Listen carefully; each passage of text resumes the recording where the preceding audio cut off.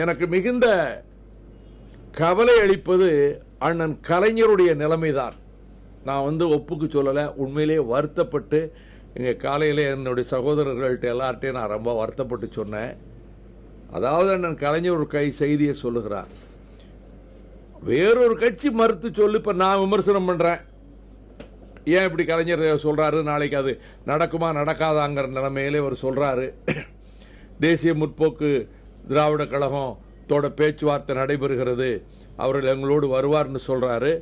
இது மீண்டும் ஒரு பரிகாசத்துக்குள்ள ஒரு கருத்து மாதிரி ஆயிடக்கூடாதுன்னு வருத்தப்படுறேன்னு சொன்னேன். ஆனால் அந்த கட்சியின் பொருளாளர் அவர் சொன்னதை அப்படியே மறுத்து இன்றைக்கு பேட்டி கொடுக்கிறார்.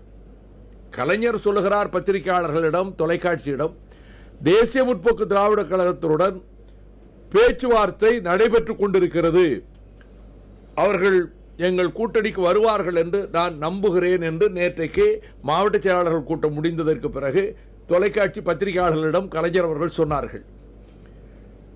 இன்று மு.க. ஸ்டாலின் அவர்கள் அப்படி எந்த பேச்சும் நடக்கல, எப்பயோ நாங்கள் அழைச்சதை சொல்லிட்டு இருக்கிறாங்க என்று நிர்தாட்சண்யமாக இது அவரை காயப்படுத்துமே.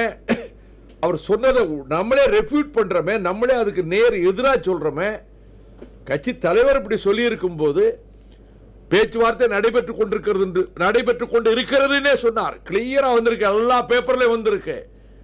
எப்பொழுதோ பேச்சுவார்த்தைக்கு அழைப்பு, எப்பொழுதோ கூட்டணிக்கு அழைப்பு விடுத்தது, அதை வச்சு சொல்லிக்கிட்டு இருக்கலாம் யாராவது.